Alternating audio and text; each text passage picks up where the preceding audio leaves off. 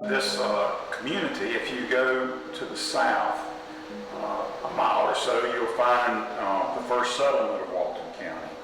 I think it was 1820 or so.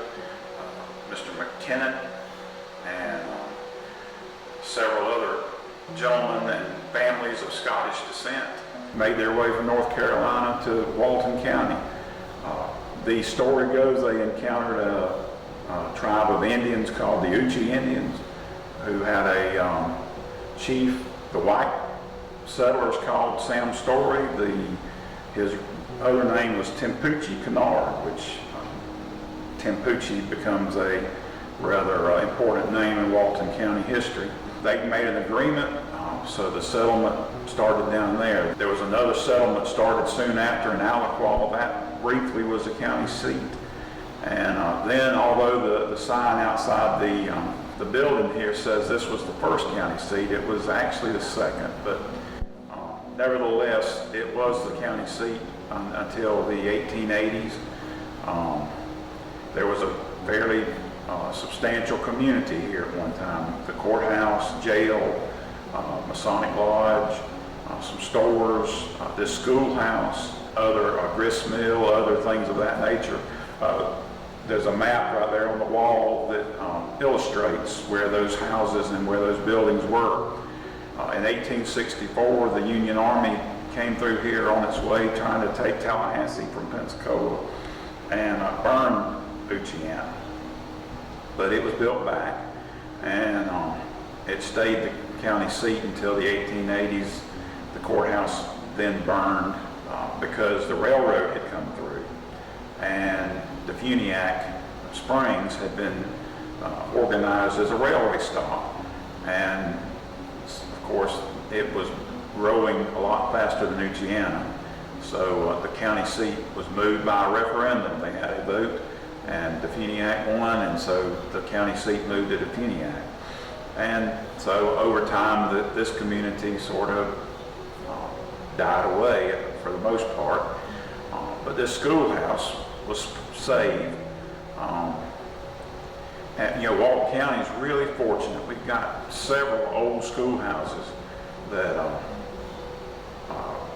have been preserved. There's a one-room schoolhouse in Portland. There's one, this one here, Darlington and Glendale, which are more substantial buildings. So we're very proud of that. There's other buildings around the county, that have been preserved, but those are unique. One of the things that really sticks out that probably doesn't get remembered as much as that should is the old political rallies.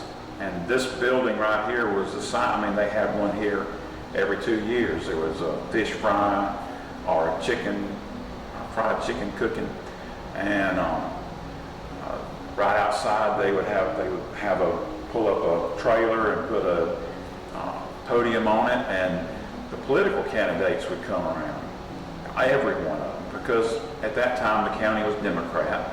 The Democratic Party sponsored these things, and they were all over the county. And I remember a couple here that, there was a huge crowd here, and people like Mr. Abbott Miles, who had a very distinctive way of giving a political speech. Of course, Quinn McMillan. Then, they had them at Children's Home, and just all over the place. And they were big events.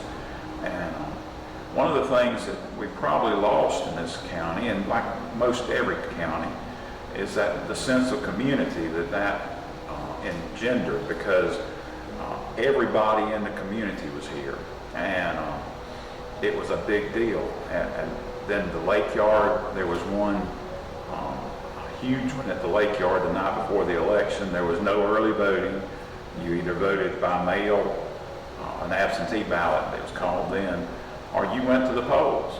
And there was a lot more polling precincts back then. Of course, Uchiana is one. And so I remember one year a candidate lost his composure maybe, and cried at the podium and lost the election very closely. That was something that stands out in your memory. We had a couple of elections that went 2 people, 2 votes won it, 1 vote won it. I remember Mr. Van Ness Butler beat Roger Cutchins by 1 vote. Susan Brown beat Milford Bass by 2 votes. And those were events. And then election night, they had this huge blackboard. It was painted green, but it was huge. And they had, they would draw the lines out every race and into precincts. And somebody would stand in the 2nd story of the courthouse and holler down to the county worker the results, and they would record them on that huge blackboard. And that whole parking lot there in front of where the administration building is now, people would just fill it up, and they would bring their lawn chairs and have food, and it was just a community event. Of course, there were probably a couple of fights there over the years, but politics, even in those days, got a little heated. But it was an interesting thing we'd go there when I was just a little boy, and I was just fascinated by all those people and the whole setup. It was very fascinating. Of course, back then they used paper ballots and big wooden boxes, and you voted your ballot and put it in this box, and then the clerk would take those boxes to the courthouse, and it would be midnight sometimes before the ones at like Miramar, and that's a long drive, or Choctaw Beach, when those would come in, it'd be sometimes midnight. There were a lot of schools in the county, but the school district did years ago. A gentleman, Mr. Don Bishop, that used to be the school board supervisor for many, many years, was the author of that document, and there's like 120 schools. Most like Uchiana, 1 room, maybe a kitchen or so, but they were very important to the communities. And then as you moved into like the 20s, 30s, 40s, up into the 60s, they developed junior highs, and there were several of those that went to the 9th grade around the county, and Darlington, Liberty, Glendale, Paxton, Freeport, Red Bay, Mossy Head, Defuniak. There were several of them. And that was during the era when what was by then called the City Auditorium, but we refer to it now as the Chautauqua Hall of Brotherhood. But the Chautauqua was a 4,000-seat auditorium before Eloise in 1975 destroyed the back end of it.